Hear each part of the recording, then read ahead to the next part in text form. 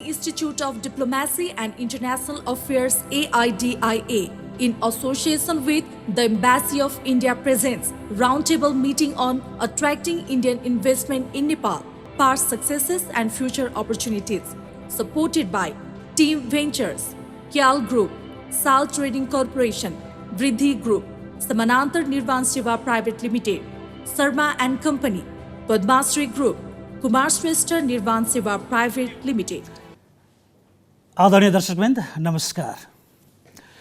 Asian institute of diplomacy and international affairs र साथै भारतीय राजदूतावासको संयुक्त प्रयासमा AP1 टेलिभिजनमा प्रत्यक्ष प्रसारित आजको यो विशेष संवाद कार्यक्रममा यहाँहरू सबैलाई स्वागत छ। म जय निशान्त। नेपाल क्षेत्रफलमा भारतभन्दा झन्डै 45 गुणा सानो छ।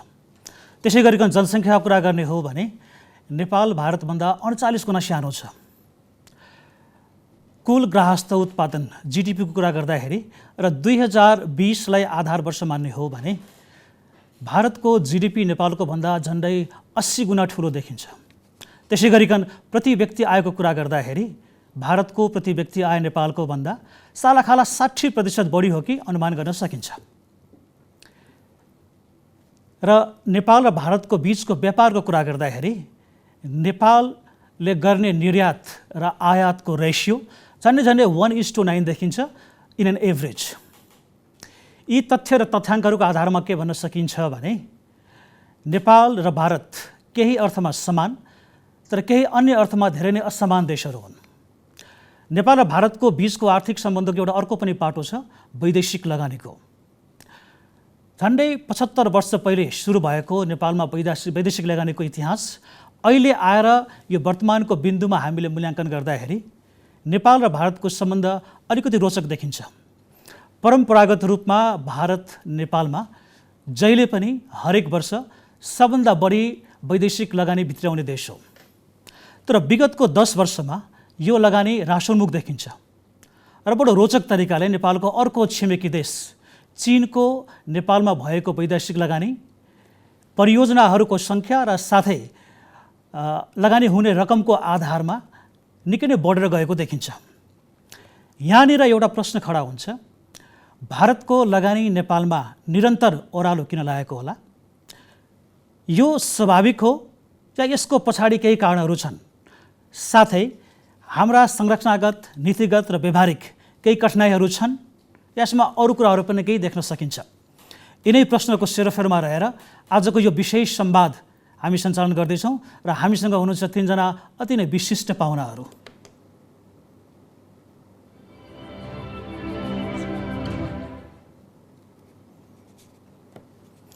र स्टुडियोमा आज मसँग हुनुहुन्छ मेरो दाहिनेतिर श्री सुशील भट्टजी, उहाँ हुनुहुन्छ chief executive officer investment board नेपालको। सुशीलजी स्वागत छ यहाँलाई। धन्यवाद। साथै मसँग हुनुहुन्छ डाक्टर चिरञ्जीवी नेपालजी, उहाँ नेपाल राष्ट्र ब्याङ्कको पूर्व गभर्नर हुनुहुन्छ। स्वागत छ डाक्टर साहब।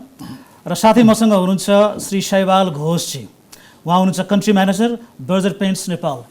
Very warm welcome to you mister Shaibal. नमस्कार, thank you. So let me start with Sushilji. भारतको नेपालमा भइरहेको वैदेशिक लगानी निरन्तर घट्दै गइरहेको छ, चीनको बढ्दै गइरहेको छ। यसले हामीले कतिको स्वाभाविक र कतिको अस्वाभाविकको रूपमा लिने र साथै यो चासोको विषय मात्र हो कि हाम्रो लागि यो चिन्ताको विषय पनि हो?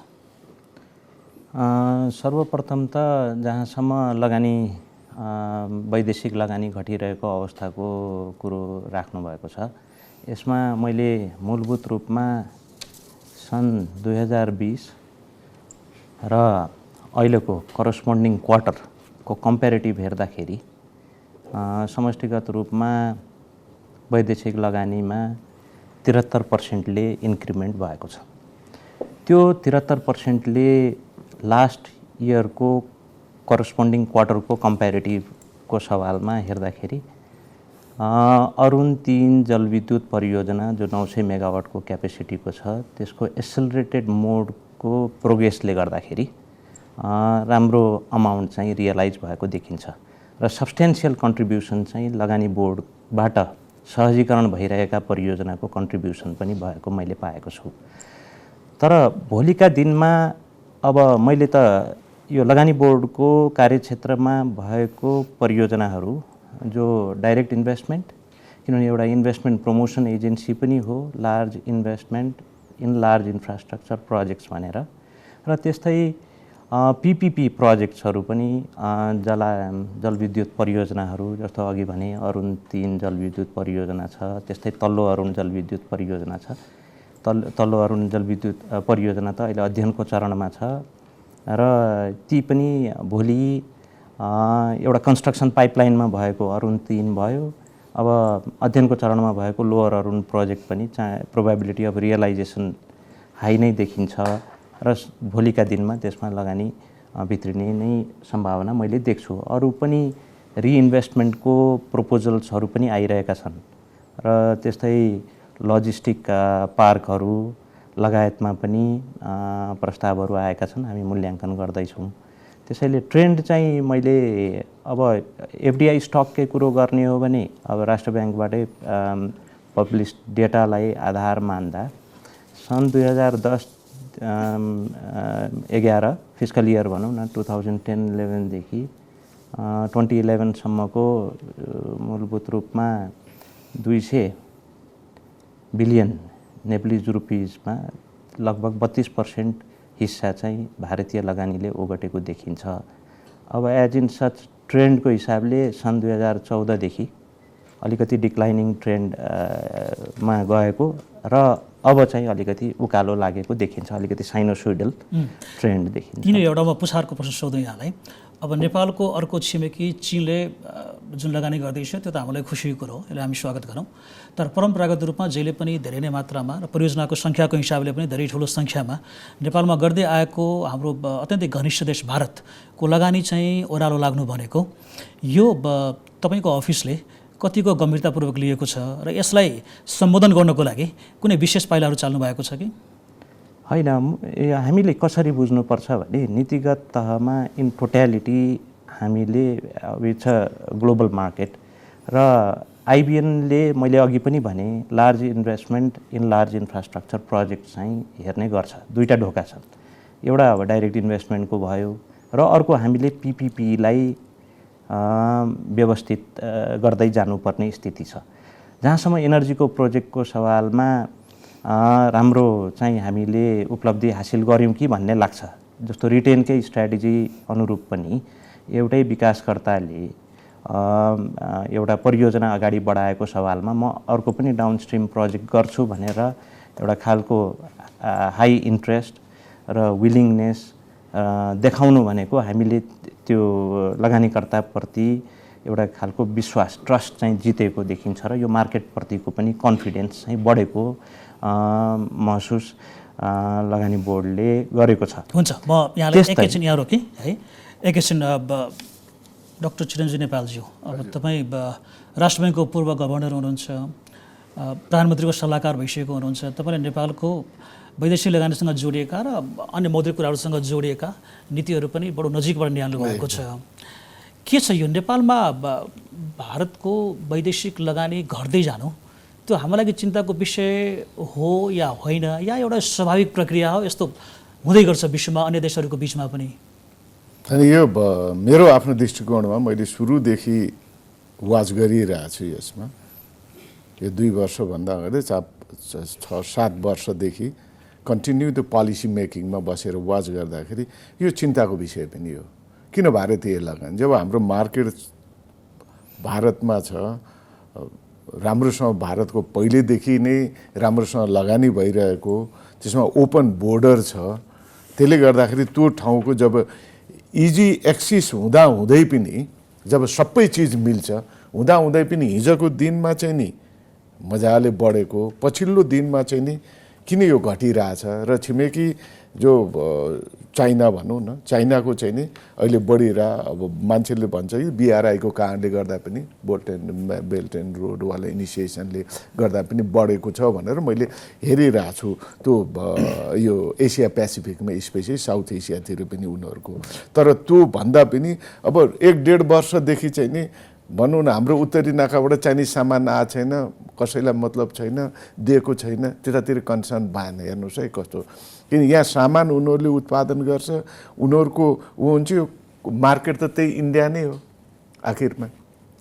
त्यसले गर्दाखेरि कहीँ कतै पोलिटिकल स्टेबिलिटी भन्दा पनि पोलिटिकल पार्टीको रोलले चाहिँ नि यसलाई धेरै नै फरक पार्छ भन्ने मैले महसुस गरेको छु। किन भन्दा पछिल्लो समयमा तपाईलाई प्रश्न भन्दाखेरि एमसीसीको कुराहरू पनि आइरहेछ, जुन रूपबाट यो उठिरहेछ कुरा, यसले के देखाउँछ भनेर भन्दाखेरि चाहिँ नि कि इन्डियाबाट आउने लगानी र इन्डियन जुन हाम्रो एफेक्सन चाहिँ नि अलिकति हटाउन खोजेको जस्तो देखिन्छ पोलिसीगत कुराहरूमा पनि, जसले गर्दाखेरि अनि अर्को पोलिसीमा कन्सिस्टेन्सी नहुने, जबकि ओपन बोर्डर जब क्लियरली छ इन्डिया नहुनु त एउटा हाम्रो पोलिसीमा त्यो नहुँदाखेरि के भयो भनेर भन्दा ओपन बोर्डर हुँदाहुँदै जब 65-66% चाहिँ हामी इम्पोर्ट त्यहीँबाट गर्छौँ, एक्सपोर्ट पनि त्यही रेसियोमा त्यही नै छ भनेपछि पनि त्यो एरिया चाहिँ नि बिस्तारै डाउन हुँदै जाने, जुन रूपमा बढ्नु पर्ने, पछि रिफर्महरू पनि धेरै गरियो। तपाईँको यो बिचको पिरियडमा हाम्रो सिओ साहबले भने जस्तै रिफर्म लमा हाम्रो कम्प्रोमाइजै गरिरहेको छैन, बाई लज ल रेगुलेसनमा कम्प्रोमाइजै छैन। नहुँदाखेरि पनि किन त यो भइरहेछ भने यो एउटा चिन्ताको विषय पनि हो। र भर्खर यो हाम्रो सेन्ट्रल ब्याङ्कले नै चाहिँ एफडिआई सर्वे 19-20 को निकाल्दाखेरि त्यसमा त टपमा एफडिआई टपमा चाहिँ इन्डिया नै छ अहिले पनि, अनि 62.45 बिलियन, जसले गर्दाखेरि त्यो एफडिआई स्टकको उसमा, जसले गर्दा भनौँ न पेड अफ क्यापिटलमा पनि इन्डिया नै छ। तर सेकेन्डमा को छ भनेर भन्दाखेरि चाइना, सेकेन्डमा चाहिँ नि पेड अफ क्यापिटलको उसमा पनि चाइना नै छ सेकेन्डमा।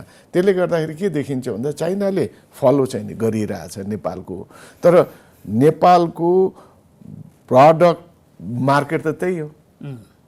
मार्केट त्यही हुँदाहुँदै इन्डियन बिजनेसम्यानहरू किन नेपालमा चाहिँ नि इन्ट्रेस्टेड छैनन्, त्यो एउटा चाहिँ नि अहिलेको एकदमै खोजेको विषय। त्यसमा म एकैछिनपछि यहाँसँग फेरि आउँला। र तपाईँले इन्डियन बिजनेस कमिटी कुरा गर्ने बित्तिकै हामीसँग हुनुहुन्छ शैबाल घोषजी, उहाँ हुनुहुन्छ कन्ट्री म्यानेजर बर्जर पेन्ट्सको। It's such a pleasure having you here in the show, Mr. Ghosh. But as I came to know, you are here in Nepal since last about 32 years. Yes. You speak as good Nepali as you speak Hindi and English. In fact, I am not very fluent in Hindi, but probably more yes, fluent English. in Nepali. Okay, so here is the question for you. In your past experience of 3 decades in Nepal,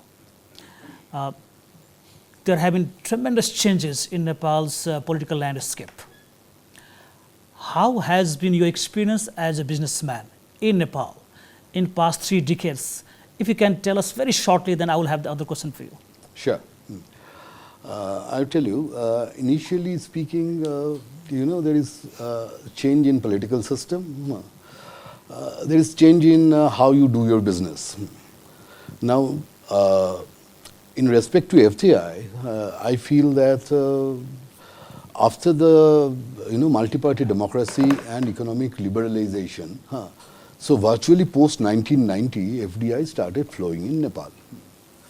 And if we look that India has just started their reform at that point of time, but Indian economic situation was pretty difficult at that time. India was going through a GDP growth of around 4 to 5%, where at that point of time Nepal had a GDP growth of approximately 8 to 9%. So obviously, being the closest neighbor, that was an obvious choice for Indian entrepreneurs to come and set shop in Nepal. That's how the initial thing came in. I would say 1990 to the early parts of 2000, where most of the FDI from India came in. And, at that point of time, probably doing business was slightly easier. There was less competition. And the return was also pretty good compared to what return we get in India. That's how it all started. Now, post that, there are of course various issues which appeared from time to time.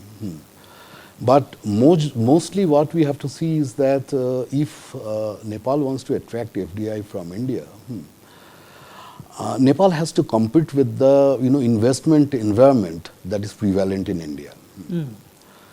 Now, if you see, India after that has gone into further reform. Second stage reform in India started in 2012.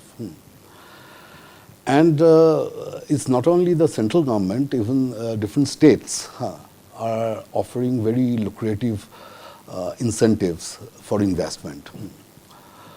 Here I would like to highlight probably 3-4 states. One is the northeastern states, which is very close to Nepal, of Assam, Tripura, etc., etc. Where the standard thing is that you give 10 years of income tax holiday and 10 years of prior to the GST, it was excise, mostly is refund of excise. Now, if you go to Jammu and Kashmir, there are certain other investment benefits, like it has been divided in 2 sectors.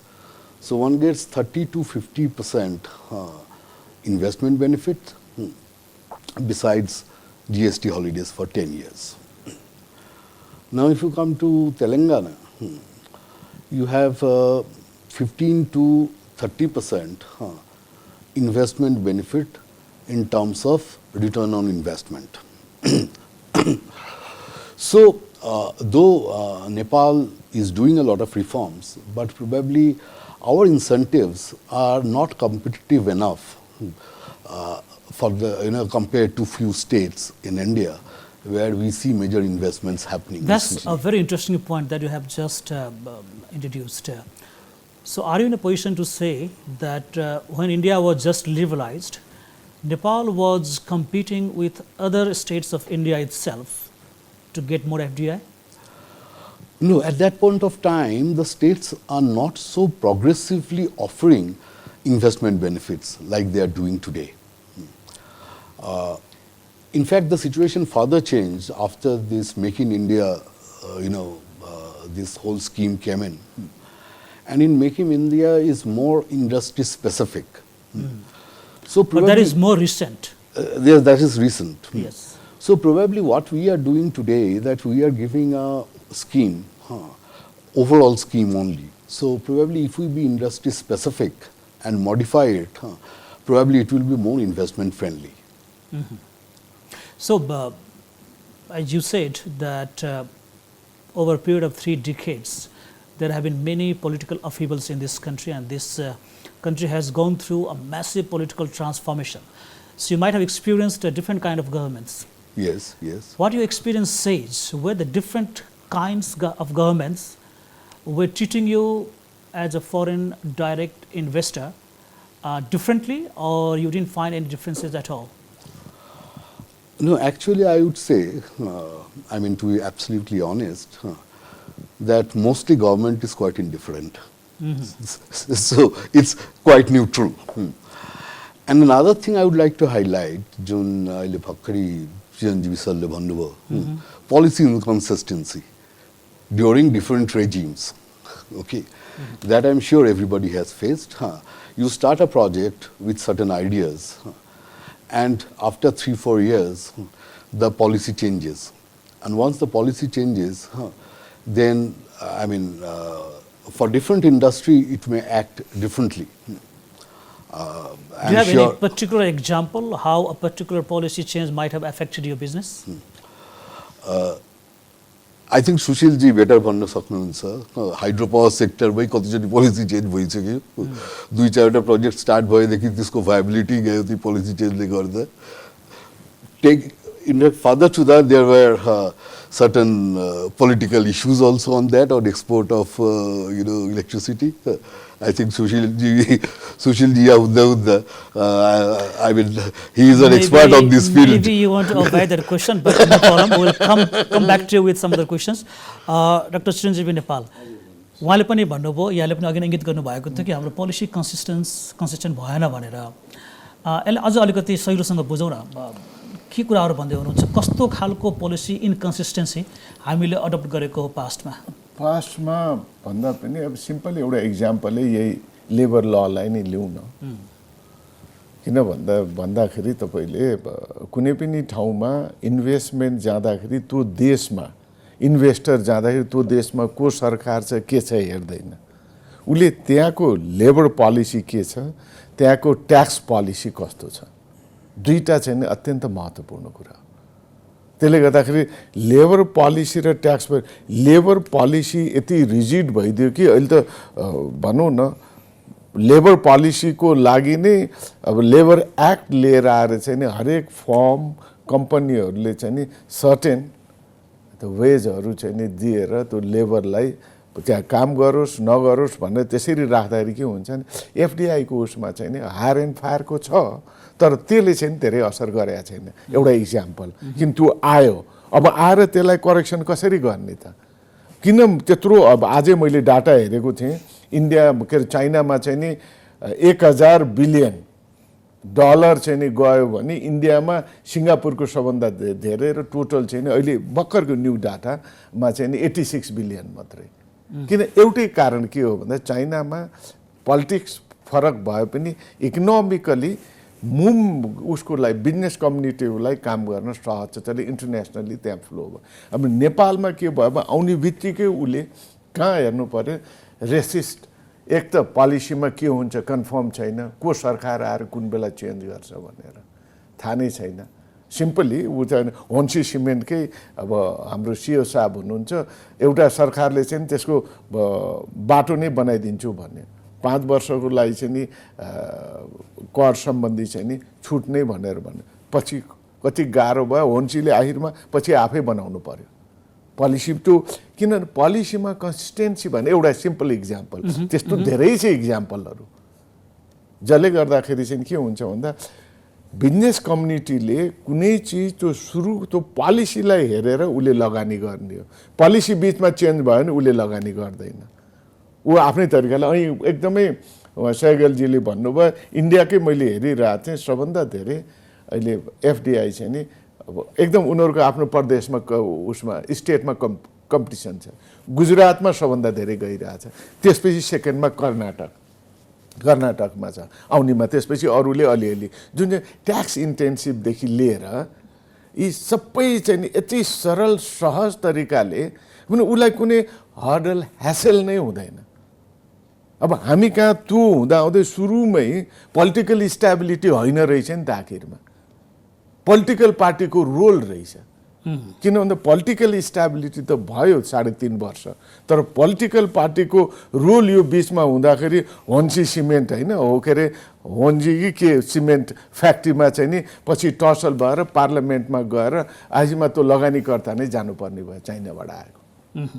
किन भन्दा त्यो पार्टीभित्रकै कन्फ्लिक्टले गर्दा, जब single party थियो भनेको त political पार्टीको role important हो political stability भन्दा। र दोस्रोमा के रहेछ भनेर भन्दा त्यो कन्ट्रीको इन्फ्रास्ट्रक्चर, बेसिकली रोडदेखि लिएर चाहिँ नि ट्रान्सपोर्टेसन, रोड, अब तपाईँको एक्सचेन्ज रेट, लेबर स्किल, यी सबै अहिलेको सिचुएसनमा त लेबर। अनि अर्को चिज इम्पोर्टेन्ट के देखिन्छ भनेर भन्दाखेरि मैले तपाईँलाई बताइहालौँ, यो चाहिँ नि यो विदेशी लगानीकर्ताको ओनरसिप चाहिँ यति लिमिटेड गरिदियो कि यसमा मात्रै विदेशी लगानीकर्ता जान पाउने, यसमा 80%, त्यसले अब अर्कोमा 100%, कसमा 40%, 20%, त अझ उहाँलाई थाहा होला। त्यसले गर्दा अनि सेक्टरल क्याप लगाइदियो, जसले गर्दा योभन्दा अगाडि चाहिँ नि एग्रिकल्चरमा थिएन, अहिले नयाँ चाहिँ नि फिटा आइसकेपछि एग्रिकल्चरमा चाहिँ विदेशी लगानी ल्याउनै नपाउने, जसले गर्दाखेरि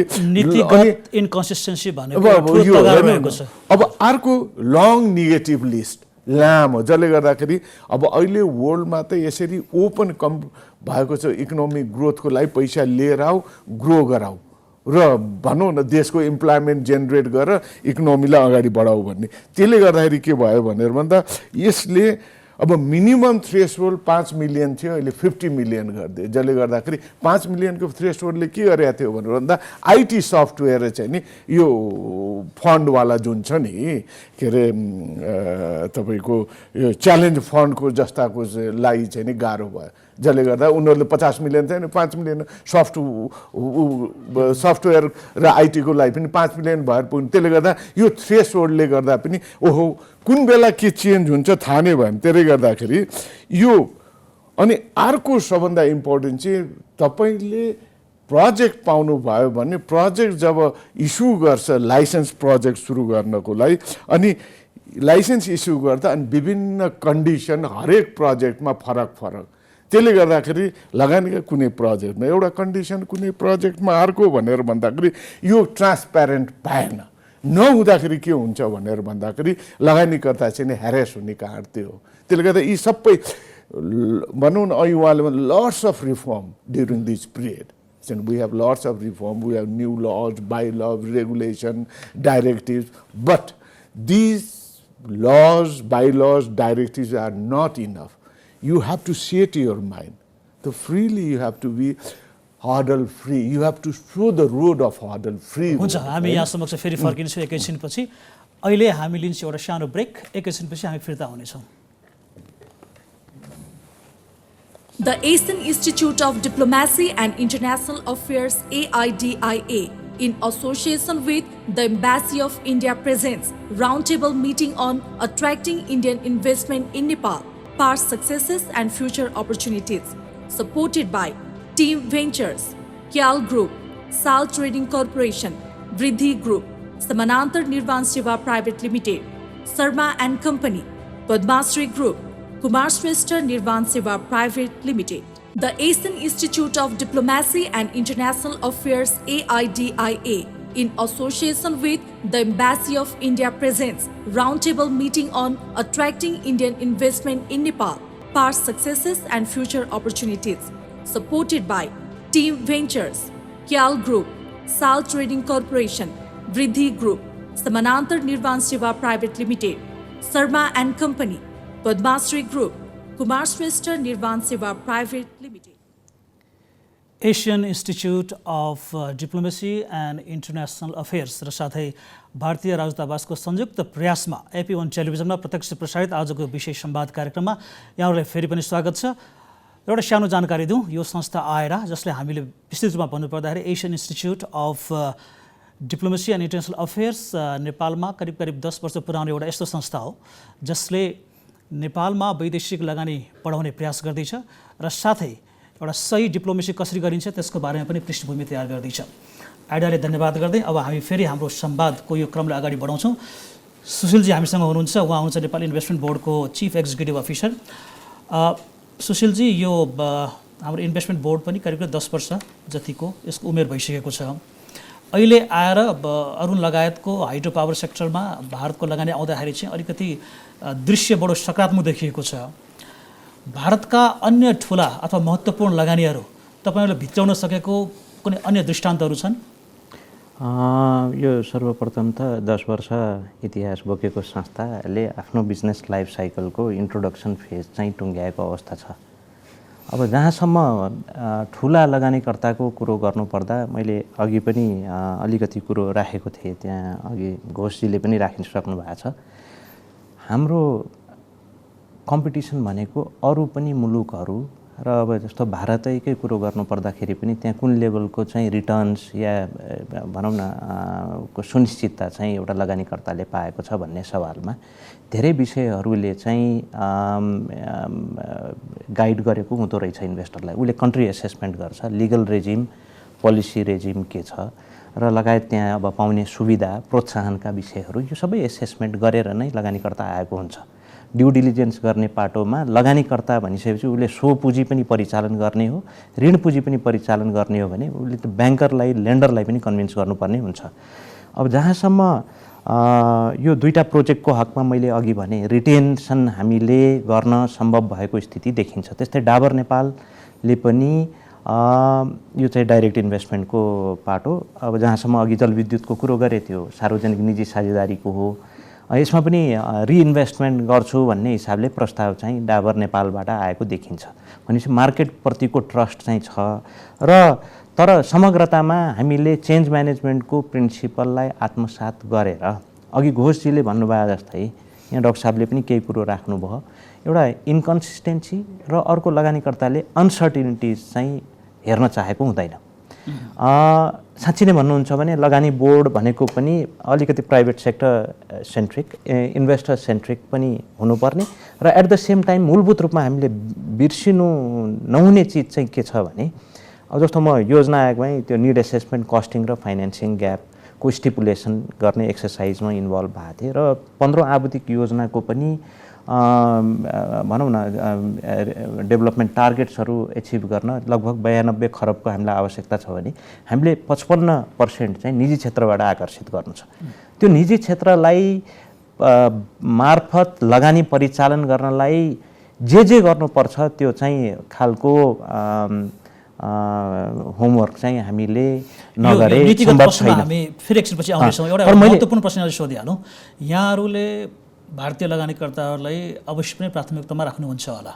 तपाईँहरूले सम्भावित भारतीय लगानीकर्ताहरूसँग नेपालमा लगानी गर्नुहोस् भनेर संवाद गर्दाखेरि उहाँहरूको प्रथम प्रतिक्रिया कस्तो खालको छ? Do they really trust Nepal as a destination for FDI अथवा उहाँहरूको केही शङ्काहरू छन् जुन कि तपाईँहरूले समाधान गर्नुपर्ने हुन्छ?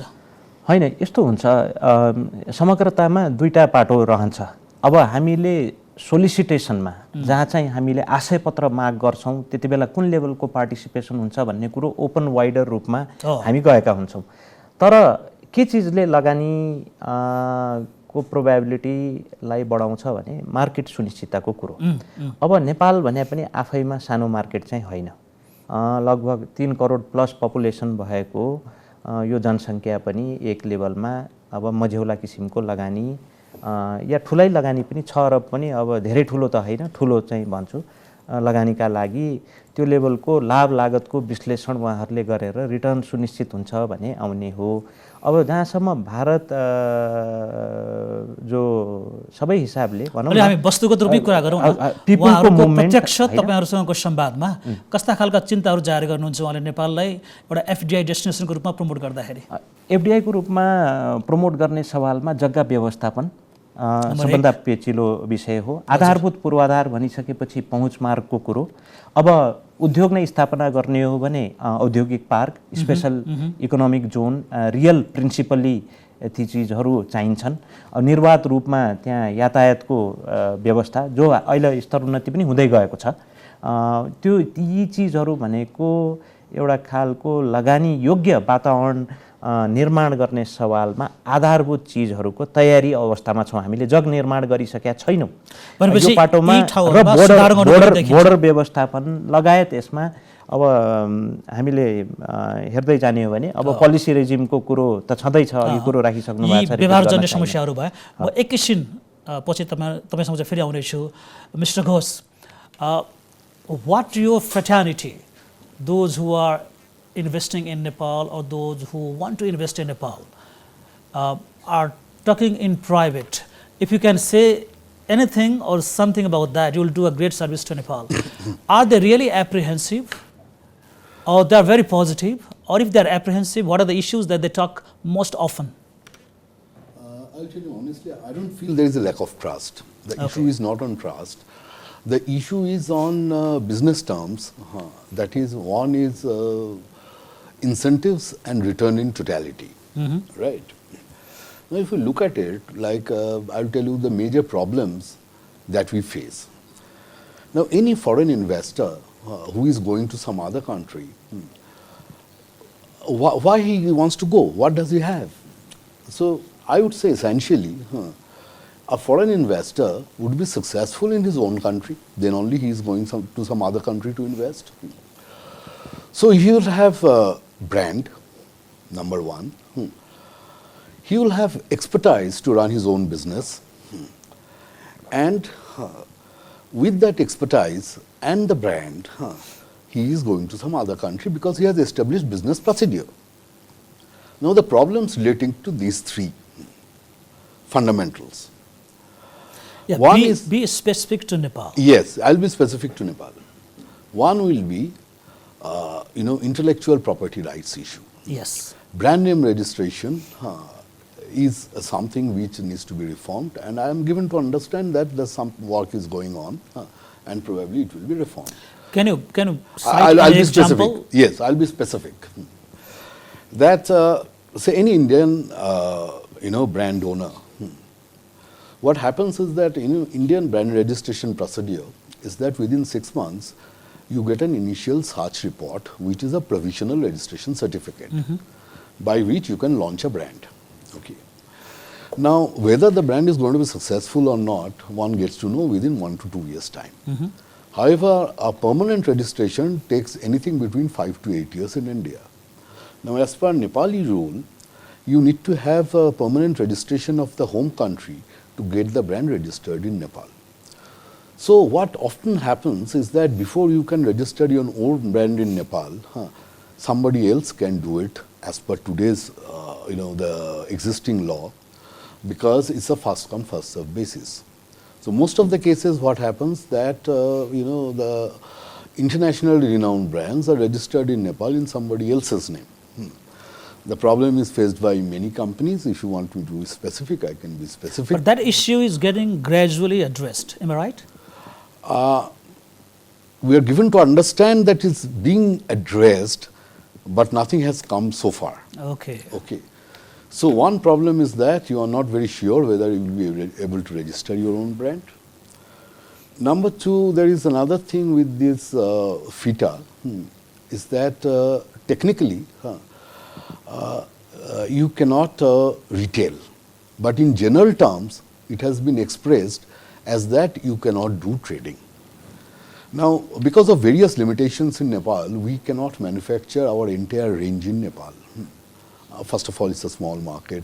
In certain cases, there are a lot of, investment will be required, and this market may not justify that kind of investment as on date. So, what we are asking for is that certain percentage of our turnover, we should be able to import brands manufactured by our own principle, which any other trader can do. So, remaining on the same topic, yes. Let me ask you a question that needs a very bold answer, and I'm very sure you'll do that. Are there any specific changes that you would like to recommend to our Foreign Investment and Technology Transfer Act? Yes, like this is the thing I'm telling. One is that import and sale of brands which we do not manufacture here. Okay, number one. Number one. Number two, a problem we are facing now is that for service bill remittance in Indian currency or foreign currency. Now, one, that requires pre-approval presently from Nepal Rashtra Bank. Now, in certain cases like breakdown in plant, you cannot have a pre-approval. Second, that multiple procedures, like you go for an annual maintenance contract of, say, for example, for your software.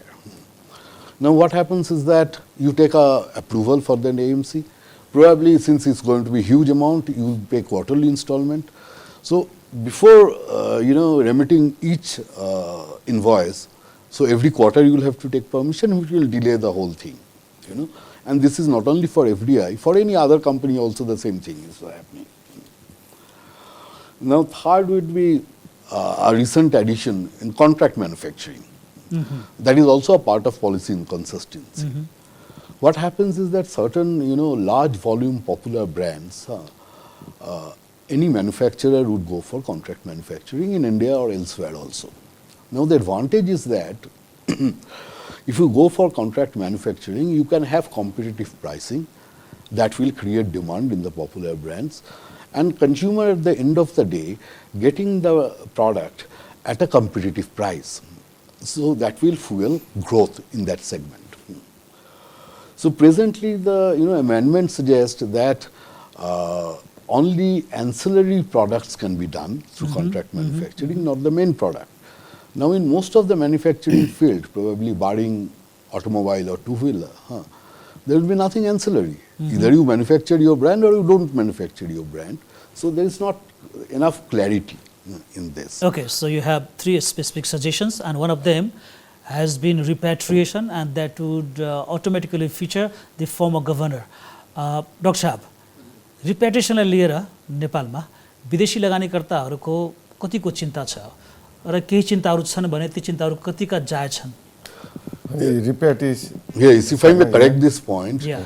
repatriation of dividend ma ajko dinma problem chaina. It used to be a problem that has been resolved, and we are very happy now repatriation of dividend is done pretty smoothly. It's only repatriation of service invoices. Okay, उहाँले जुन कुरो उठाउनु भयो त्यो service इन्भोइसेसमा यो problem चाहिँ नि banking सेक्टरको पनि छ।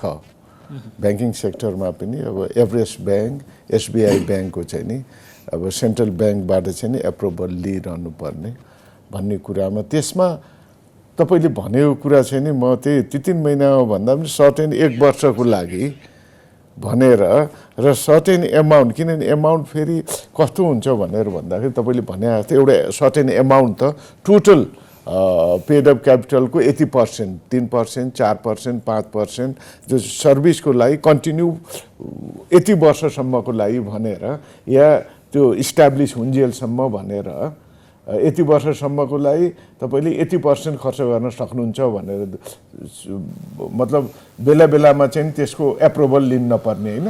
होइन, हजुरको बुझाइमा अलिकति फरक पर्यो। हजुरले भन्नुभएको छ टेक्निकल सर्भिस फी जसको एउटा सडन लिमिट छ, अहिले सायद 5% छ। 3%। मैले त्यही कुरा गरेको छैन। मैले के भनेको छु, सपोज कुनै प्लान्ट मेसिनरीको एनुअल मेन्टेनेन्स त्यसो बुझेँ मैले। कन्ट्र्याक्ट तपाईँले भनेको जुन प्लान्ट मेसिनरीको अर्कोसँग उसमा हुँदैन, अब त्यसमा द एन्सिलरी प्रडक्टलाई मात्रै भनेर तपाईँले भन्न खोजे, त्यसोलाई चाहिँ नि हुने कुरो भएन। अब यो तपाईँले भनेको कुरालाई अब कहाँबाट एड्रेस हुनसक्छ भने उद्योग मन्त्रालयबाट एड्रेस भएर त्यो फिटा जुन बाइलजमा निकालेर उहाँले भनेको कुरा, यो प्रब्लम छ भने यो प्रब्लम पहिलोचोटि मैले सुनिरहेको छु तपाईँको यो प्रब्लम, त्यसले गर्दाखेरि यसलाई चाहिँ नि फिटाको बाइलज बनाउँदाखेरि चाहिँ त्यो चिजलाई चाहिँ उहाँले भनेको कुरालाई अहिलेको कुरालाई चाहिँ नि एड्रेस गर्न सकिन्छ। यो कन्ट्र्याक्ट म्यानुफ्याक्चरिङ सम्बन्धी कुराहरू पनि त्यसमा राखेर अनि त्यो त्यसबाट नै डाक्टर साहबकै जवाबमा यो फिटामा डाक्टर साहबले पनि देख्नुभएको कुनै अन्य सुधारका ठाउँहरू छन्?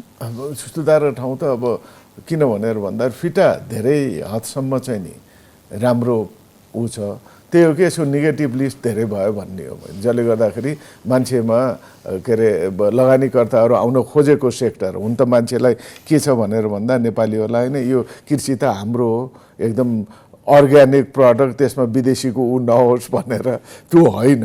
किनभने इन्टरनेसनली जब कि कृषिमै हामी डिपेन्डेन्ट भइरहेछ, इम्पोर्ट गरिरहेछौँ भनिसकेपछि कृषिमा विदेशी लगानी लिएर नि प्रडक्ट गरेर एक्सपोर्ट गर्दा के राम्रो हुँदैन र त्यसले गर्दा त्यो नेगेटिभ लिस्टमा चाहिँ नि जुन छ बढी गरिदियो त्यसमा सुधार गरेर नियन्त्रित अलिक कम गरौँ न, कम गरौँ, जसले गर्दाखेरि चाहिँ विदेशी लगानीकर्तालाई चाहिँ यहाँ भेन्यूहरू धेरै होस्, नेपालमा आइसकेपछि यहाँ होइन यहाँ लगानी गर्छु भन्ने एउटा राम्रो होस् भन्ने। सुशीलजी, यहाँले एउटा संवेदनशील प्रश्न गरौँ। यहाँको लगानी बोर्डको पनि आफ्नै ऐन छ र विगतमा हाम्रो जानकारीमा आएको र केही अनुभवमा पनि आएको कुरा के हो भने केही पोलिटिकल एक्टर्सहरू चाहिँ यो लगानी बोर्डको स्कोप, यसले पाएको अटोनोमी, यसले गर्न खोजेको कामहरू बाट त्यति सन्तुष्ट थिएनन्। अब तपाईँसँग दुईवटा प्रश्न भयो।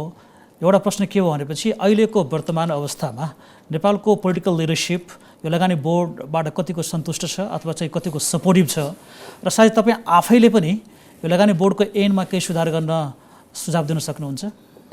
दुईवटा प्रश्न भयो, छोटकरीमा जवाब दिनु होला, समय पनि कम छ। महत्त्वपूर्ण प्रश्न गर्नुभयो। हेर्नुहोस्, सर्वप्रथम त एउटा ऐनबाट गठित संस्था 10 वर्ष अगाडि यस्तो हाई पावर्ड एजेन्सी परिकल्पना किन गरियो होला भनेर सोच्नै पर्दा एउटा चाहिँ इन्भेस्टर सेन्ट्रिक र ओभरअल चाहिँ ठुला रणनीतिक महत्त्वका क्वालिटी पूर्वाधार डेभलप गर्ने सवालमा निजी लगानी भन्छु म। अनि निजी लगानी भनिसकेपछि त्यहाँ चाहिँ वैदेशिक लगानी पनि र स्वदेशी लगानी पनि त्यसले आकर्षित गर्नुपर्ने अभिभारा चाहिँ लगानी बोर्डले बोकेको थियो। अब 2075 मा पहिला लगानी बोर्ड ऐनबाट गठित संस्था 2075 मा आएर सार्वजनिक निजी साझेदारी तथा लगानी ऐन भन्नुको मतलब हामीले सार्वजनिक निजी साझेदारीलाई पनि व्यवस्थित गर्दै जानुपर्ने अभिभारा पनि लगानी बोर्डको काँधमा आएको स्थिति हो र म्यान्डेट थप स्ट्रेन्थन गरिएको स्थिति थियो। पहिला 500 मेगावाट भन्दा माथिका जलविद्युत ऊर्जा परियोजना तथा 10 अरब भन्दा माथिको परियोजना बनिएको थियो। अहिले आएर 200 मेगावाट भन्दा माथिको ऊर्जाको हकमा र 6 अरब भन्नुको मतलब त्यो संस्थाले 9 वर्षमा पनि एउटा खालको क्रेडिबिलिटी चाहिँ बनाइसकेको स्थिति चाहिँ देखिन्थ्यो र ट्रस्ट पनि इन्भेस्टर माझ, किनभने वर्ड अफ माउथ त अब ब्रान्ड एम्बेसडर भनेकै इन्भेस्टर नै हुन्। मैले त अघि पनि उहाँ घोषजीलाई ल न ठुलो प्रोपोजिसन कुनै छ भने प्रपोजल लिएर आउनुहोस् भनेको छु। भने मतलब मैले मात्र होइन, लगानी बोर्डको कार्यालयका सम्पूर्ण जो चाहिँ त्यहाँ कार्यरत साथीहरू हुनुहुन्छ हामी त्यो एटिट्युड र एप्टिट्युडमा जान्छौँ र समष्टिगत रूपमा म त्यो विषयमा आउनु पूर्व पनि म के भन्न चाहन्छु भने समष्टिगत चाहिँ आर्थिक सामाजिक विकासका लागि पूर्वाधार भनेको फाउन्डेसन हो र नेसनको डेभलपमेन्ट टार्गेट एचिभ गर्ने सवालमा सेक्टर स्पेसिफिक चाहिँ जो डेभलपमेन्ट स्ट्राटेजी छ त्यसलाई कम्प्लिमेन्ट गर्ने काम गर्दैछौँ भनेपछि सेयर्ड भिजन, सेयर्ड गोल र सेयर्ड अब्जेक्टिभको अवधारणामा हामी अगाडि बढ्नुपर्नेछ। यो कसैले कसैको चाहिँ बिजनेस लिएको स्थिति पनि होइन र जहाँसम्म सन्तुष्टिको कुरो गर्नुभएको छ 3 खरबको परियोजना निर्माण चरणमा छन् र प्रोबेबिलिटी अफ रियलाइजेसन 100% छ। 9 खरबको कमिटमेन्ट छ, कति पर्सेन्ट चाहिँ रियलाइज हुन्छ त भन्ने कुरो चाहिँ जयजी त्यो सोध्ने विषय चाहिँ तपाईको कुनै दिन यो बाहिरै गएपछि पनि सोध्नु होला र म भन्नु जवाब छुर्यो र पोलिटिकल लिडरशिपले तपाईहरुलाई कतिको सपोर्ट गर्दै हुनुहुन्छ? हैन, पोलिटिकल लिडरशिप भनिसकेपछि हेर्नुस् यो 3टा लेयर छ। एउटा कार्यालय छ, कार्यालयमा त्यहाँ चाहिँ अब भनौँ न उदाहरणको लागि एउटा सिइओ, म कार्यालयको प्रमुख प्रशासकीय अधिकृत हुँ र बोर्डको चाहिँ म प्रमुख कार्यकारी अधिकृत र सदस्य सचिव पनि हुँ भनेपछि त्यहाँ 3टा लेयर छ हेर्नुहोस् होइन। एउटा प्रोजेक्ट को पाटोमा त्यहाँ एउटा खालको कार्यालयको अफिसको गभर्नेन्स र बोर्डको गभर्नेन्स र as in such total board भनेको यति ब्युटिफुल छ नि। सामान्य प्रधानमन्त्रीज्यूले अध्यक्षता गर्नुहुन्छ, विकास मन्त्रालयका सबै मन्त्रीज्यू हुनुहुन्छ, थिङ्क ट्याङ्क चाहिँ नेसनल प्लानिङ कमिसनको उपाध्यक्षज्यू, राष्ट्र ब्याङ्कका चाहिँ गभर्नरज्यू र निजी क्षेत्रको पनि प्रतिनिधित्व हुने बोर्ड भनेको को आफ्नो गरिमा छ र हामी चाहिँ यो कुनै विदेशमा भएको चाहिँ एउटा खालको पीपीपी सेन्टर या चाहिँ तपाईको इन्भेस्टमेन्ट प्रमोसन एजेन्सी मात्र होइन कि हामी इन टोटल ब्लेन्डेड मोडलमा दुईटै ड्युअल फङ्सन चाहिँ बोकेर गएको प्रस्थान हो र सन्तुष्ट हुनुहुन्छ भन्ने मेरो चाहिँ हामी पनि तपाईको यो लगानी बोर्डबाट धेरै अपेक्षा गरेका छौँ र आउने दिनमा लगानी बोर्डले आफ्नो भूमिका अझ राम्रोसँग निर्वाह गरोस्। तपाईलाई शुभकामना छ। Now the last round of questions that we begin with Mr. Ghosh. With the entire 32 years of experience, give me in one word, and if not possible, then maybe in one sentence, what would be that critical suggestion that you would like to pass on to Nepal's government that it has to do in order to attract more FDI? One word or one sentence? Yes. I think what one needs to do is that be realistic, do a bit of study what's happening in the neighboring market, and be competitive. Be competitive. Yes. Okay. Dr. Sahab, यहाँको पनि छोटो सुझाव के हुन सक्छ? छोटो सुझाव तपाईले यहाँ आफै निर्णय गर्ने ठाउँमा केही समय पहिलेसम्म हुनुहुन्थ्यो तर पनि मैले चाहिँ नि भन्दाखेरि सबभन्दा इम्पोर्टेन्ट अहिले इन्डियासँग ट्रस्ट इन्डियन गभर्नमेन्ट, किनभने हामी अरू ठाउँको भन्दा पनि इन्डियाकै ओपन बोर्डरमा इन्डियाकै लगानी ल्याएर यहाँ इन्डियाबाटै हाम्रो विकास हुनसक्छ अरूको भन्दा देख्दिनँ मैले। त्यसले गर्दा इन्डियासँग चाहिँ नि ट्रस्ट जित्नु पर्यो। दिनु भन्दाखेरि मैले त्यो कुरा तपाईँले एड गरिहाल्नु। 500 र 1000 रुपियाँको डिमोनिटाइजेसन भएको 7 करोड अझैसम्म पनि छ। 5 वर्षदेखि हामीले त्यो लैजानु पर्यो भन्दा त्यतिकै पेन्डिङ छ। त्यसले गर्दाखेरि मैले अहिले भने नि पोलिटिकल स्टेबिलिटी होइन, पोलिटिकल पार्टीको रोलले चाहिँ नि रिलेसन एफडिआईदेखि लिएर इकोनोमिक एक्टिभिटिजमा फरक पार्छ भन्ने। अर्को सोभरेन क्रेडिट रेटिङ चाहिँ नि मुलुकको भएन। साउथ एसियामा सायद हामी मात्रै सोभरेन क्रेडिट रेटिङ गर्यो भने इन्भेस्टमेन्ट लगानीकर्तालाई अत्यन्त सहज हुन्थ्यो कि यो देशमा लगानी गर्दा फाइदा यति छ मेरो डुब्दैन भन्दै। सोभरेन क्रेडिट रेटिङ चाहिँ तुरुन्त मुलुकले निकाल्नु पर्यो र बाइ ल। अनि अर्को थर्डमा चाहिँ नि रेड टेपिजम मैले भनिनँ ट्रान्सप्यारेन्ट हरेक प्रोजेक्टलाई चाहिँ नि आफ्नो तरिकाले चाहिँ लाइसेन्स इस्यु गर्दा चाहिँ नि जुन प्रब्लम जुन ऊहरू राखेर त्यसमा चाहिँ नि बुदाहरू राखेर चाहिँ नि गर्न विभिन्नलाई आफ्नो तरिकाले गर्नेले गर्दाखेरि यस्तो चिज नगरेर एउटा ब्युरोक्रेटिक हर्डल चाहिँ नि चेन्ज गर्ने हो भने रिफर्म यति ठुलो इन्स्टिट्युसन उहाँको छ के अरे लगानी बोर्ड छ त्यसपछि चाहिँ नि यता डिओआई छ भने उद्योग राष्ट्र अलिकति अझ काम गरियो भने अझ धेरै राम्रो परिणाम निकाल्न सकिन्छ। एकदम हुन्छ, आजको कार्यक्रममा आइदिनु भयो। म यहाँ तीनैजनालाई धेरै धेरै धन्यवाद दिन्छु र यसको साथै आजको हाम्रो यो विशेष संवाद कार्यक्रम पनि हाम्रो विशिष्ट अतिथिहरूसँगको समाप्तिको मोडमा आइपुगेको छ। यहाँहरू पनि हामीले साथ दिनुभएको छ, यहाँलाई पनि हामी धन्यवाद दिन्छौँ। र अन्त्यमा नेपाल र भारतको जुन शताब्दीौँ पुरानो सम्बन्ध छ र जुन घनिष्ठता छ त्यसलाई हेरेर परम्परागत रूपमा जुन नेपालको वैदेशिक लगानीको क्षेत्रमा भारतको भूमिका रहेको थियो अग्रणी, त्यो भूमिका फेरि पनि कायम गर्न सकिन्छ यदि हामीले दुवै देशको बिचमा रहेको अलिकति त्यो ट्रस्ट डेफिसिटको फ्याक्टरलाई सम्बोधन गर्न सक्यौँ भने। तर हामी खुसी छौँ नेपालको अर्को छिमेकी देशबाट प्रशस्त मात्रामा एफडिआई बढ्ने क्रममा रहेको छ र कहीँ यदि कुनै कम भएको छ भने त्यसलाई पनि बढाउन सकिन्छ। हस् त, यहाँहरूले हामीले साथ दिनुभयो, धेरै धेरै धन्यवाद। The Asian Institute of Diplomacy and International Affairs AIDIA in association with the Embassy of India presents roundtable meeting on attracting Indian investment in Nepal, past successes and future opportunities, supported by Team Ventures, Kyal Group, Sal Trading Corporation, Vriddhi Group, Samanantar Nirvan Seva Private Limited, Sarma and Company, Padmasri Group, Kumar Shrestha Nirvan Seva Private Limited.